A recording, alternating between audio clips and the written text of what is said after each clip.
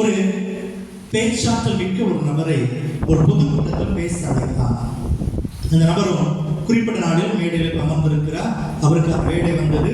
தலைப்பு என்னன்னா, இப்ப நடக்கிற கொடுமைகளை குறித்து சில விஷயங்கள் பேசணும். வன்முறை கொடுக்கப்பட்ட தலைப்பு வன்முறை.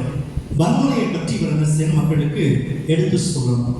ஓகே, கரெக்டா நேரம் வந்துச்சு. மைக்க கையில கொடுத்தாங்க. அவருக்கு வன்முறை, தேசத்தில் நடக்கிற வன்முறைகளை குறித்து பயங்கரமாக பேச்சாளர்கள சூப்பரா பேசிட்டே இருக்கிறாரு. நிறைய சொன்னார் வன்முறைகளை பற்றி. இன்னைக்கு அங்க வன்முறை நடக்குது, இங்க வன்முறை நடக்குது, வீட்டுல நடக்குது, வெளியில நடக்குதுன்னு சொல்லி வன்முறைகளை எடுத்து காட்டிட்டே வந்தார். கடைசியில நன்றி வணக்கம்னு சொல்லி முடித்தார்.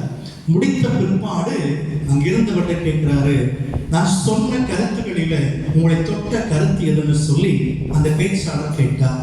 அப்பொழுது அருகில் இருந்த ஒரு நபர் எந்திரிச்சு முதலாவது சொல்லுகிறார், ஐயா, நீங்க இவ்வளவு நேரம் வன்முறை குறித்து அழகா பேசுனீங்க.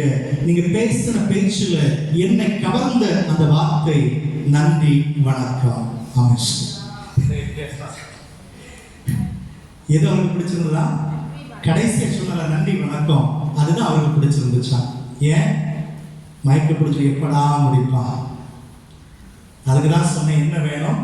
பேச்சாற்றல் வேணும். சரியான இடத்துல சரியான வார்த்தைகளை போடும்போது அது வேலை செய்யும்.